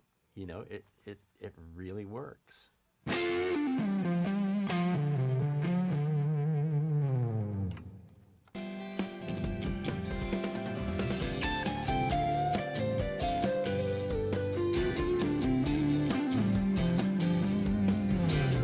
Yeah, out of key becomes fusion. Makes you sound smart for a second.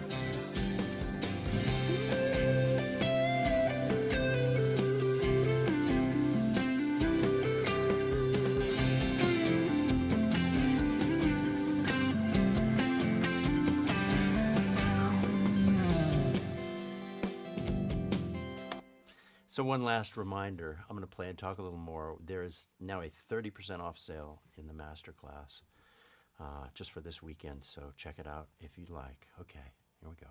Play a little more. Oh, you asked about the guitar. I had this custom made at PRS. Took about 8 months. It's chambered, so it's 7.5.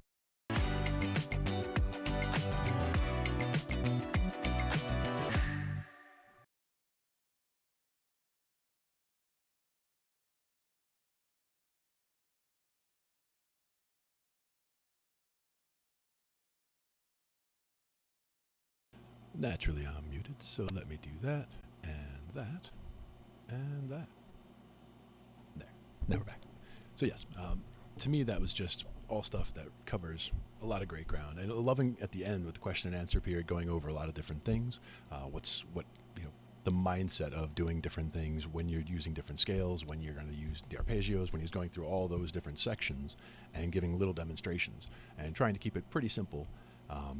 Definitely playing some fancy stuff in there as well, but trying to keep the explanations pretty simple as to this is, you can say this is a scale shape, and this is an arpeggio, just being able to classify what he's doing so that it's easier to recreate on your own. For those backing tracks, those are fantastic, and to me it's one of those things where having a looping pedal, and we're definitely going to do an episode one of these days where we get into the looping pedal. Mine is down there somewhere, the red RC30, RC300 I believe it was. 30. And that was one that we could make our own backing tracks on, and we can get things so that we can jam along to in any key that we want. So to me, creation of backing tracks is one of the things that I'm definitely going to start focusing on, because those are going to help me with my practice in general and help me be able to play more and play better. And I think those are both good things. But I hooked up the bass also instead of the guitar, and I'm not sure how the volume is on here, so let me just bring it down a little bit from max here. And if you can hear the bass and it's not too loud, let me know.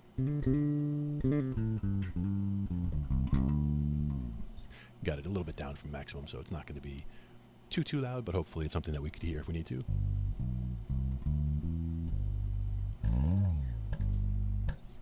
And it's one of those things that just messing around is fun, just taking a chord progression or taking a song that or taking any of these types of things, and you can check it all out. So let's start with just doing something simple. You can do slides, for example. That's one of the things, technique-wise, one of the things that you can add to just about anything is a slide up to a note, a slide down to a note, a slide where you do kind of a swell where you're going up and then back down. On the bass, it's real easy. You slide up to wherever. Ideally, if you're playing at the 3rd fret, then if you slide up to the 10th fret, for example, 7 frets away, that's a good spot. So sliding to there and back sounds really cool. You could do that anytime. If you wanted to slide down to that 3rd note, you can slide down from the 10th and strike it again when you get there, so that you get that nice sound. Either way.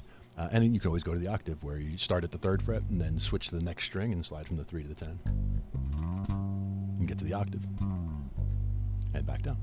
And you can do that either way. You can either slide down on the upper string or the lower string, but keeping them 7 frets apart is a useful little trick to get to the 5 of the chord. 7 frets get you to the 5. And by going that way, usually sounds just right. Sounds like it's in key, and sounds like it works, which is always nice. But when it comes to other things, like one of the things that I need to work on a lot is the sound of slap bass, because everybody who is a bass player or plays bass, no matter what style you really play in, if somebody was like, "Oh, you're a bass player? Play me something," and they're expecting some slap bass. So being able to do some slap bass is useful. I'm not even going to attempt it right now, just because I haven't been practicing my slap bass lately, and I need to work on it myself.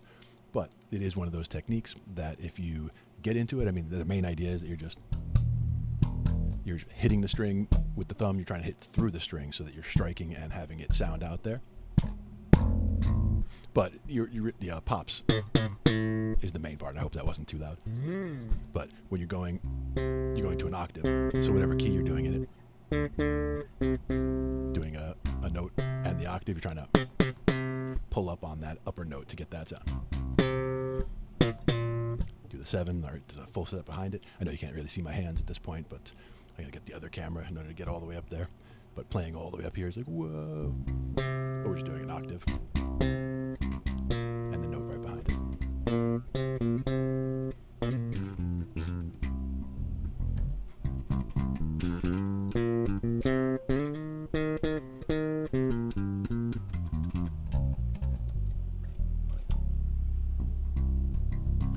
That's a C on that low B string. One of the lowest notes that you hear, which is always nice. But yeah, if you're going to learn bass, slap is a good way to start. And my buddy Mike slaps a lot better than I do, so when I need a slap part, I'll hand it to him. My cousin Jeff, he's another one. So I know a lot of people who do it, and I know by watching them, I learned the mechanics of it. And Victor Wooten was great. Like, one of his main techniques was a double thumb, where he's actually taking the thumb and like striking, just coming through the strings with the thumb a lot. So going back and forth like that, but it's just doing it so smoothly and doing it almost like moving the hand like this to get like super fast picking through each of the strings as he's just bouncing that thumb back and forth. Slapping can cause detuning issues. Depends more on the pops, whether you're pulling too much. The slap itself, probably, I think you'd have to slap pretty hard in order to make that happen, in order to make it detune, for example. But a lot of times you're doing the slapping part like right before the fretboard, doing it right in here essentially. And sometimes you're actually getting a slap back onto the neck itself. So some people who slap a lot, you'll see the neck is kind of chewed up. I'm looking over there. The neck's kind of chewed up over in this area. I can't even see if you see it there. There you go. Yeah. Up in the very end of the fretboard there, it gets a little bit chewed up if you're slapping all the time. But that's also if you're really, really digging in. For me, I just never really did that style. I was more just playing, scale shapes and chord shapes, and octaves are always good, fives are always good. The 5 under is always nice wherever you're playing, and that's one thing I like about the 5 string is wherever I'm playing on the neck, that 5 is always right under, and so on a 4 string I would need to be hitting. That's not the same sound. So it's one of those things that I like the 5 string to be able to get down low like that. And some people are intimidated by a 5 string. They think that they're a 4 string player, but the 5th string is going to be too confusing. And to me, it's kind of whatever you would normally play on a 4 string bass, you just play the same patterns, but you just keep that pattern going back down because the relation between the strings is the same. On a 4 string bass, like an octave is going to be 2 frets and 2 strings away, just like everywhere else. And the same thing happens for that B string. So the patterns are all going to be the same. Whatever patterns you would do on these 4 strings, you can do on all 5 strings. You continue the same patterns down. For me, one of the ones that I usually practice with is I would just call it the, 3-5-7-5-7, using that particular major pentatonic shape.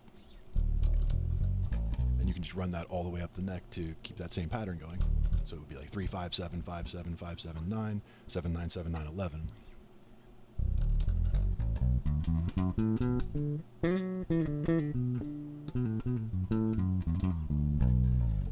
And stuff like that.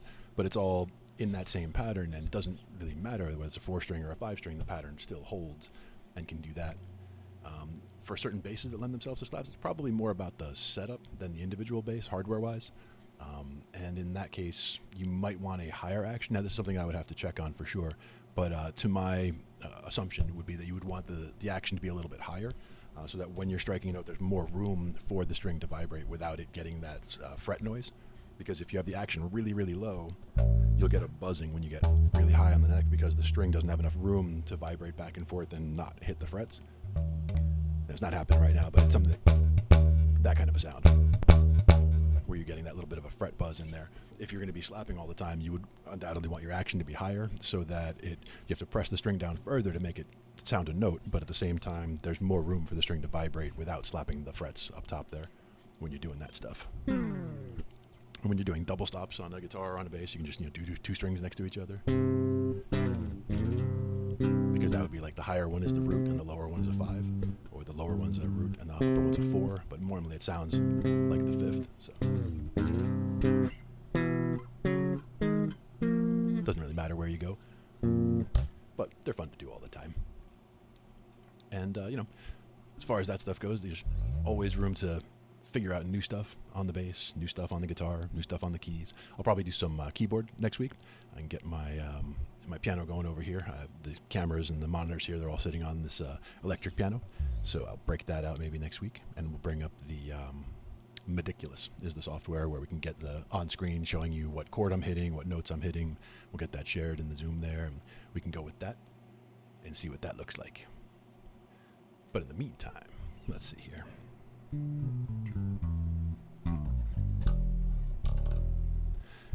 Playing an E, a lot of people, one of the things about the 5 strings, when people play an E, they'll play with that open string as the lowest string on a 4-string bass, is that low E. Whereas on a 5 string, it's at the 5th fret. So I can get to those same notes, and it's playing more comfortably, you might say, because the frets are closer together as you start moving up the neck. So you can just...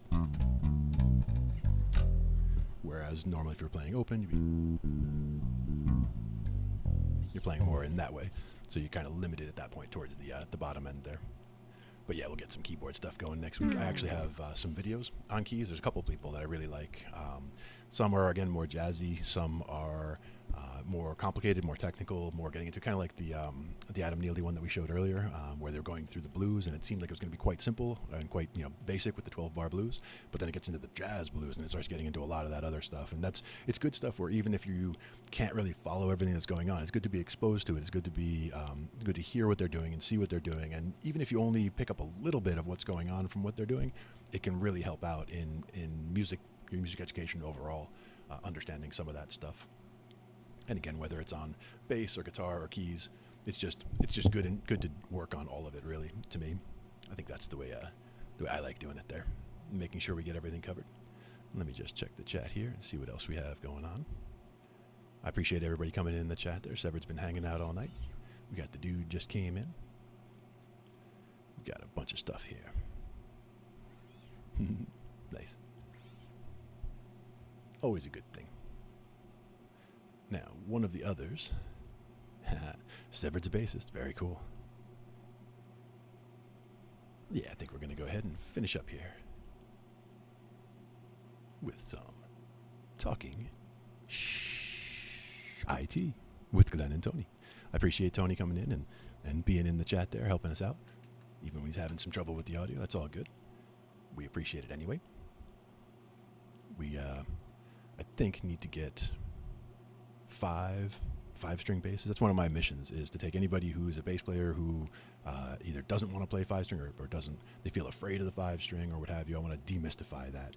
I literally am going to bring my bass to one of the gigs where I work with an AC/DC band, and I was talking to the bass player. He's a four-string guy, and he's like, "Oh no, 5-string too complicated. I'm just going to bring it one day and just be like, here, just try this and just play some patterns, and he'll love it." So I think that'll be good, and that's what I really want to do, is just take the 5-string and put it in people's hands and be like, this is what a 5-string is like, and there's no reason to have it be mysterious or super complicated. It's just the same thing as a 4-string with just a few little differences, that's all. Once you get that pattern thing down, it makes a whole lot of sense. That's good. I think we have Ange coming in here now to go ahead and bring us on out of here, and that's all good. I appreciate everybody coming out tonight. Again, we have stuff on bass, we have stuff on guitar, keyboard, vocals, songwriting. All depends. Sometimes it's the tech stuff, sometimes it's music stuff, a lot of times it's music theory stuff, because I think that's really important to try to get a bassist down. And even if you're not picking it all up, if you pick some of it up, that's a bonus. And if it really hits home for anybody, I really appreciate hearing about that, because it's the inspiration, really. Like some of these videos I watch, something just clicks, and all of a sudden, magically, I can do things on an instrument that I couldn't do before, or never knew how to make it happen before. And it's just, it always is a treat when somebody gets a revelation like that really hits home. So, hopefully some of these guys that we show videos from, they resonate. You got to find a teacher online that you resonate with, or who resonates with you. You like their humor, you like their style, whatever it is. They happen to have lessons that are right in your difficulty range. Most of the places that I check out, they go all the way from beginner to well beyond where I am. So I've got lots of room to work with different things, revisit certain topics. So definitely love all of that stuff. But again, thank you all for coming out. Appreciate it a great deal. And we will have another opportunity to do this again next week. So we shall do that. Thank you so much for joining us and talking some IT with Glenn and Tony. Please stay tuned, as we will be taking a brief break from the lab, and we will be right back with your Electronic Thursday and Soul Make. Thanks again for tuning in, and we'll be right back. Thanks again, everybody. See you next time.